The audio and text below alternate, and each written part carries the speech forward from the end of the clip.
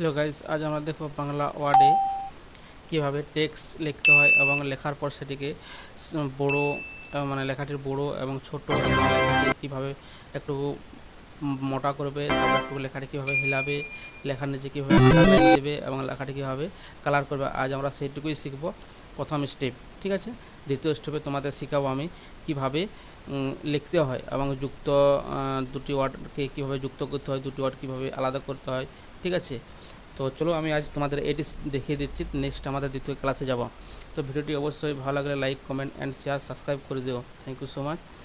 তো চলো প্রথমে আমরা দেখবো, ধরো আমি একটা তোমার এখানে ওয়ার্ড লিখে রেখেছি, আমি বই পড়ি, তাই তো। এখন আমার লেখাটা তোমার সাইজটা কম আছে, তাই তো। এবং সাইজ বাড়াতে গেলে আমাকে কোথায় যেতে হবে না, প্রথমে যেতে হবে এইখানটাতে, ঠিক আছে। যেখানে তোমার একটি পয়েন্ট, আমার মাউসের যে পয়েন্টটা আছে এখানে আসবে, এখানে ক্লিক করবে, ঠিক আছে। ক্লিক করার পর যতটা তোমার সাইজ দরকার তুমি তত করবে। এখানে 72 পর্যন্ত তোমার সাইজ দেওয়া আছে। তো চলো আমি এখানে তোমার 30 সাইজ নিয়ে নিচ্ছি, ঠিক আছে। কিন্তু 30 সাইজ হয়ে গেছে, কিন্তু আমার লেখাটা সাইজটি বড় হয়নি। তো বাংলা ওয়ার্ডে যে কোনো বাংলা ওয়ার্ড, এমএস ওয়ার্ড এবং এক্সেল এসবে তোমার কাজ করতে গেলে প্রথমত যেটার উপর তোমরা কাজ করবে সেটিকে প্রথমে সিলেক্ট করতে হবে, ঠিক আছে। সিলেক্ট না করলে বা যেটি তুমি লিখে রেখেছো সেটার উপর কোনো অ্যাপ্লাই হবে না। তো প্রথমত আমি সিলেক্ট করে নিচ্ছি। সিলেক্ট করার পর এরপর আমি দেখো 30 করছি, আমার সাইজটি বড় হবে, ঠিক আছে। এবং সাইজ বাড়াতে গেলে তোমাকে কোথায় যেতে হবে না, এইখানটাতে আসতে হবে। এরপর আমরা শিখবো কি না হচ্ছে টেক্সটটা কীভাবে কালার করতে হয়। তো চলো প্রথমে আমি আবারও সিলেক্ট করে নিচ্ছি। সিলেক্ট করার পর তোমাদের এখানে দেখো মেনু বার দেওয়া আছে টেক্সট কালার, এখানে ক্লিক করবে। এটাতে ক্লিক করার পর তোমাদের যেটি চয়েস সেটিভাবে চয়েস করে নেবে।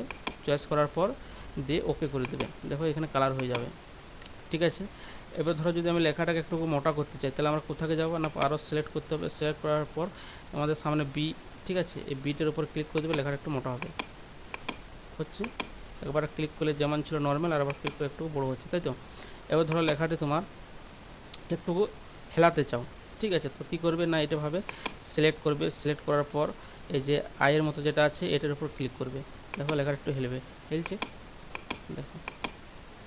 আরও এটা যদি নর্মাল করতে চাও আবার সিলেক্ট করে এটার উপর ক্লিক করে দেবে, আর বোল্টের উপরও ক্লিক করে দেবে। নর্মাল যেমন ছিল সেরকম তোমাদের আবার হয়ে যাবে, ঠিক আছে। এবার ধরো তুমি যদি লেখাটার নিচে একটি আন্ডারলাইন দিতে চাও, ঠিক আছে, তাহলে প্রথমে আবার সিলেক্ট করবে। সিলেক্ট করার পর যে ইউ আছে আন্ডারলাইন, এটার উপর ক্লিক করবে। ক্লিক করে দেখো টেক্সটের নিচে একটি আন্ডারলাইন হয়ে গেছে।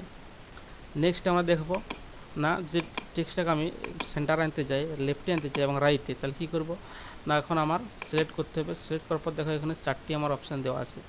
প্রথমে দেওয়া আছে লেফট অ্যালাইনমেন্ট, মানে যেটা এখন আছে। এবার আমি যদি সেন্টারে করতে চাই তাহলে এটার উপর ক্লিক করবে, লেখাটি আমার মধ্যে চলে আসবে। তার পাশে ক্লিক করে একদম রাইটে চলে যাবে, ঠিক আছে। তার পাশে ক্লিক করে নর্মাল যেটা ছিল প্রথমে, জাস্টিফাই, ঠিক আছে। তো এই ছিল আজ ক্লাসটি ভালো লাগলে অবশ্যই like, comment and share, subscribe করে দিও। আর তোমাদের যদি কোনো প্রবলেম হয় অবশ্যই কমেন্ট করে আমাকে জানাবে, বুঝতে অসুবিধা হলে। নেক্সট ক্লাস আমরা দেখব বুলেট স্টাইল কীভাবে করতে হয় এবং বাংলা ওয়ার্ডে কীভাবে টেবিল এবং পিকচার, মানে ফটো এবং সেভ কীভাবে করতে হয়, ঠিক আছে। আর যেটা ফার্স্টে বললাম যে বাংলা ওয়ার্ড লিখতে গেলে তোমার এনে কি আসে এবং যুক্তাক্ষর কীভাবে করতে হয়, রস্বই দীর্ঘ কীভাবে আনতে হয়, ঠিক আছে। তো পরে আমরা সেকেন্ড ক্লাসে এটি দেখব। তো চলো, বাই বাই।